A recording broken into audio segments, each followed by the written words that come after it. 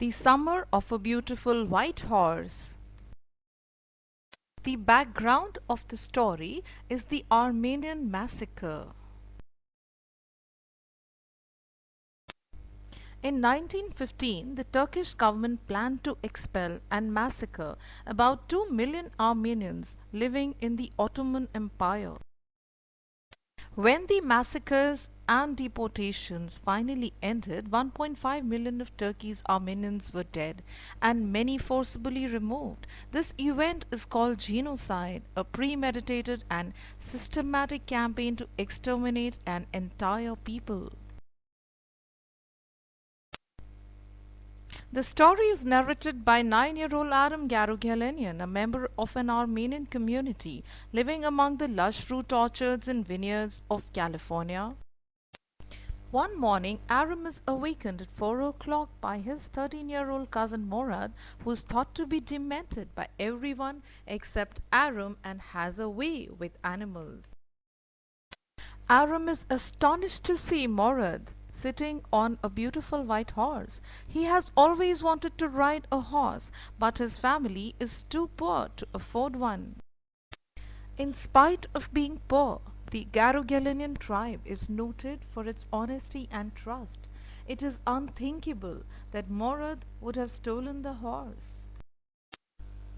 Aram was invited to ride on the horse with Morad, and the idea of him stealing the horse drained away from Aram's mind. He felt that it wouldn't become stealing until they offered to sell the horse.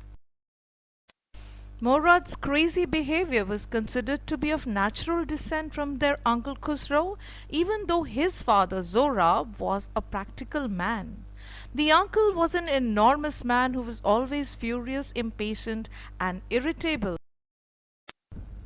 He would roar at everyone to stop talking and say, "It is no harm, pay no attention to it." One day, when his son came and told him that their house was on fire, Khusro silenced him by roaring, "Enough, it is no harm." After a short time, Morad wanted to ride alone. Aram had the same longing too, but when he sat on the horse and kicked its muscles, it reared and snorted and raced forward, eventually dropping Aram off its back. After half an hour, they found the horse and hid it in the barn of a deserted vineyard a farmer fed for. That afternoon, an Assyrian farmer named John Byro, a friend of the Garugalinians, came to Aram's house. He reported to Aram's mother that his white horse, which had been stolen a month ago, was still missing. Hearing this, Aram concluded that Morad must have had the horse for a month. Khosrow, who was at Aram's house when Byro came, shouted his dialogue, "It's no harm," to such an extent that Byro was forced to leave to avoid responding. Aram ran to Morad to inform him of Byro's arrival. Aram also requested not to return the horse until he could learn to ride. Morad disagreed, saying that Aram would take at least a year to learn, but promised that he would keep it for 6 months at the most. This became a routine. Morad came to pick Aram up for a ride, and Aram continuously fell off the horse's back after every attempt. 2 weeks later, when they were going to take the horse back to its hiding place, they met Byro on the road. The farmer was extremely surprised.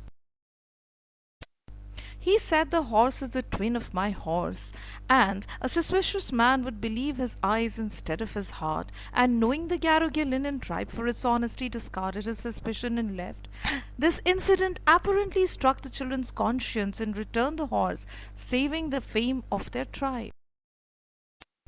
Aram is the 9-year-old cousin of Morad. He is lovable, innocent, and easily influenced by Morad. He has always been conscientious of his tribe's reputation for honesty and integrity.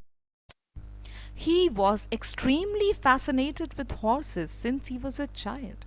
Right from the time that he saw the horse, he knew in his heart that Morad had stolen it. His conscience protested, but he justified the action by claiming that it wasn't stealing unless Morad. He does not think about the consequences of this act. He envied the bond that his cousin shared with the horse and hoped to have the same connect with it someday.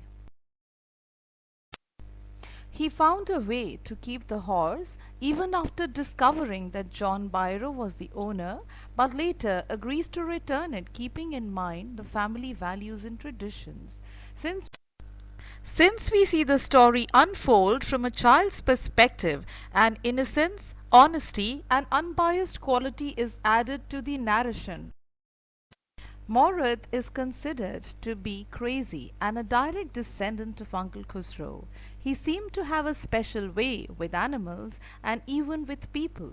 He is empathetic towards them and could make them feel calm and safe.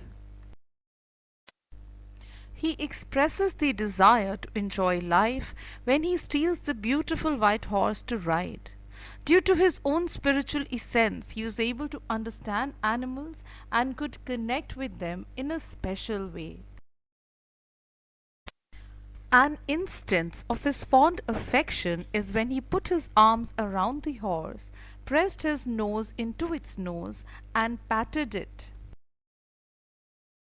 By riding a beautiful white horse, he is fulfilling a spiritual need and thus enjoying life to the fullest. He looked after the horse in such a manner that John Byro found it better tempered and healthier on its return. Morad is fascinated with horses and isn't beyond bending the rules to get what he wants. Perhaps he chooses not to tell Aram that he stole the horse to save his cousin from the trouble of telling lies. Morad is a free-spirited child of nature who follows his heart and enjoys being alive. He does have a conscience and hence chooses to return the horse when reminded of his family's honorable reputation. Uncle Khusro is a very homesick person who yearns to be back in his motherland. It is his experiences that have made him so bitter. He is a huge man with a large moustache and a volatile temper, seems similar to Morad in spirit. After leaving Armenia perforce, Khusro feels as if his true home and a part of his identity have been stripped away. This leads to a lack of belonging to the new land of Central Valley, California, where the Armenians have settled, and a sense of frustrated anger. Losing his home and his motherland is so terrible that losing anything else does not matter to him. He always feels that he is a foreigner in this land. Thus, he commonly observed to roar, "It is no matter, pay no attention to it." Nothing is quite as important to him anymore, and nothing quite as tragic or urgent. The white horse is a symbol of purity and courage. It is also an emblem of the innocence and the uncaptivated spirits of the boys. On one hand, it establishes Morad as the gifted child who can connect with animals, and on the other, it represents the dreams and passions that people hold in their hearts. The horse stands as the medium of fulfillment of those aspirations that are subdued in the grim reality of this materialistic world. Its progress from being a self-willed and hostile creature to being friendlier, happier, and healthier depicts the evolution of the boys' souls from being frivolous, irresponsible people to responsible Samaritans who care a lot about the honor and traditions of their family.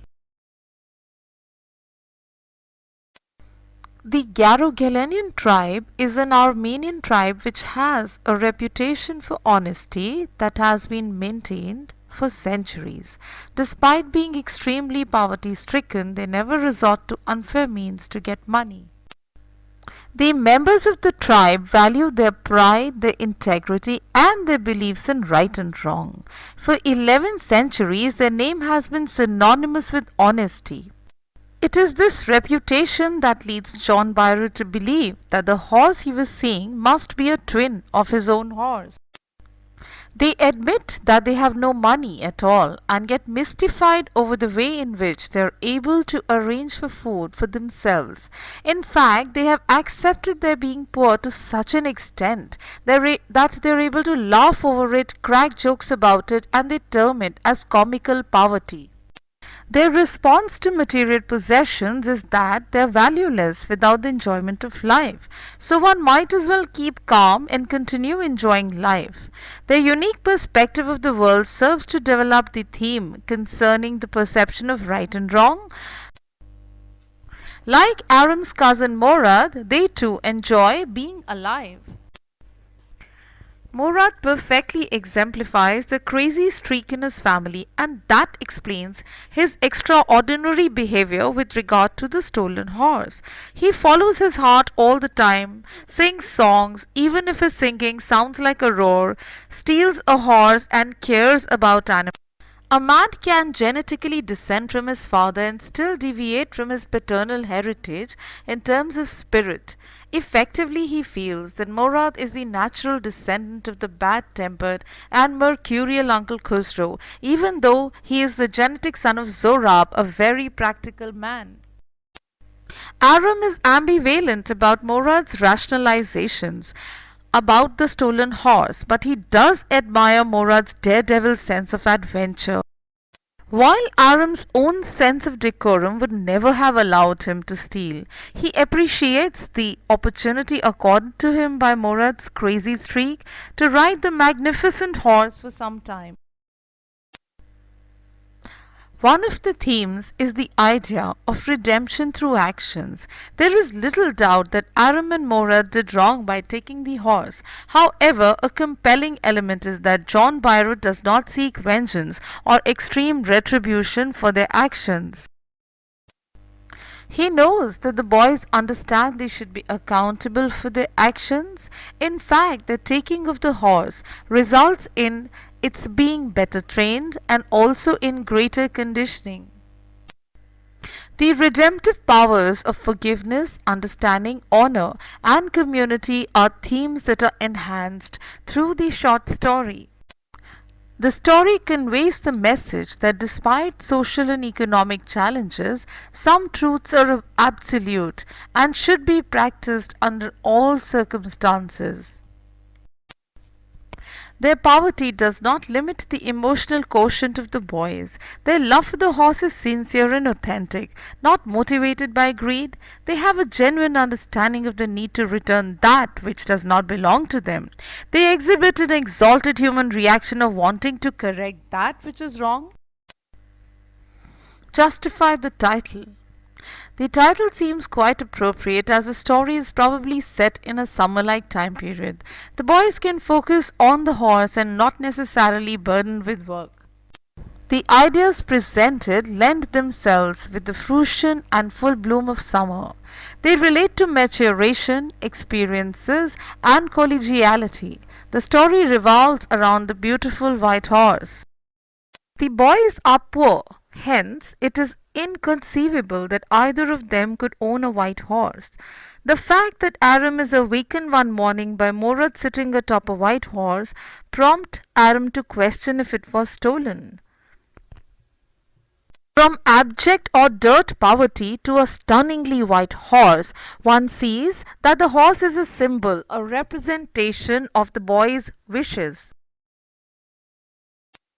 Throughout their summer experiences, they learn essential values like compassion for the animal and trust amongst themselves. These are a result of the beautiful horse. The story reaches its climax when the horse is returned in better shape and temperament than before, and the boys have a renewed sense of faith in both themselves and their love of the horse. Created using Powtoon.